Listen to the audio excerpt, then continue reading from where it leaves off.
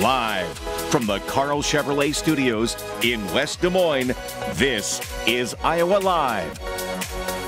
Welcome back to the program, everyone. Take a look who's joined us here today from Catch Des Moines, our good friend Alex Wilson. Great to see you. Hey, good to see you too, and inside and in the studio. And how about that? Yeah. It's awesome. Now, speaking of awesome, we have an event that has started up earlier today that is simply an awesome event that you have firsthand experience with. Yes, we have the Farm Progress Show. It was last year, 4 years ago, and then, COVID hit, and it goes back and forth between here and Illinois, rotates every other year. So it's finally back here in Boone today through Thursday, and they have a ton going on. So while you're out there, you can learn about the latest innovations in ag technology, learn from industry experts, and of course shop the latest in ag equipment. So tickets are $15 if you purchase them in advance at farmprogressshow.com. Also, while you're there on that website, you can see the show times and the exhibitors, kind of the schedule of events. A fun thing that they're doing tomorrow night on Wednesday, there's a Lee Brice concert happening. Really? Yes. So the show closes at 5 p.m.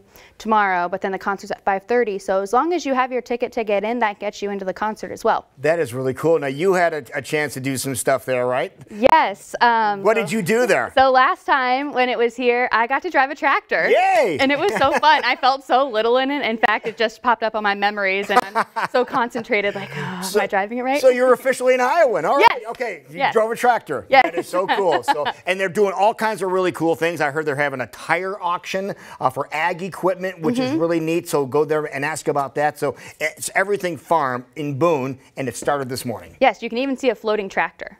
A floating tractor? Yes, there's a floating tractor. That's worth the price of admission right there. All right, what else is going on? All right, well, how about we celebrate the people, the culture, and all the cuisine in Historic Valley Junction with Taste of Valley Junction. Excellent. That is all happening this Friday and Saturday. And so this event is actually an extension of the annual Multicultural Festival with the Junction Speaks on Friday and that Multicultural Festival on Saturday. So the Junction Speaks is from 5 to 8 Friday, and we'll show history, slideshow presentations, and then that Multicultural Festival will be from 2 to 10 p.m. on Saturday. Of course, all of these events are free, and they do take place there in Historic Valley Junction. Historic Valley Junction. They have a taste of the junction, which is something for people around town that they can do. So that is something obviously should be on folks' checklist because the weather should be great. Yeah, it should be perfect, and you can try some food and just, learn about different cultures. That's always the fun thing to do. All right, let's talk about something a little bit different that maybe you haven't heard about. Yes. So, do you like to see things in your like lanterns in the water and stuff like that, and it all lights up? Very calming, yes. Yeah, so grab some friends and family members and head out to Waterworks Park on Saturday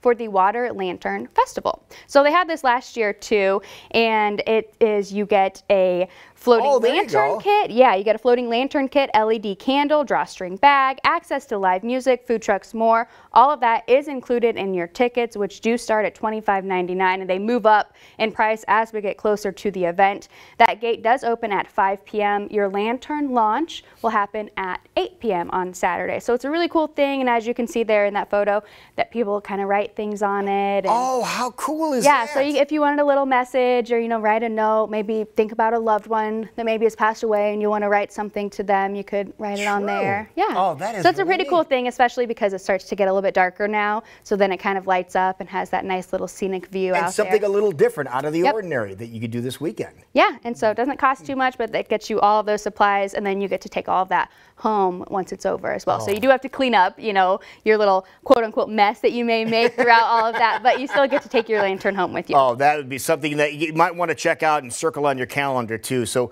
and something else you might want to circle on your calendar, something, again, I talk about unique experiences.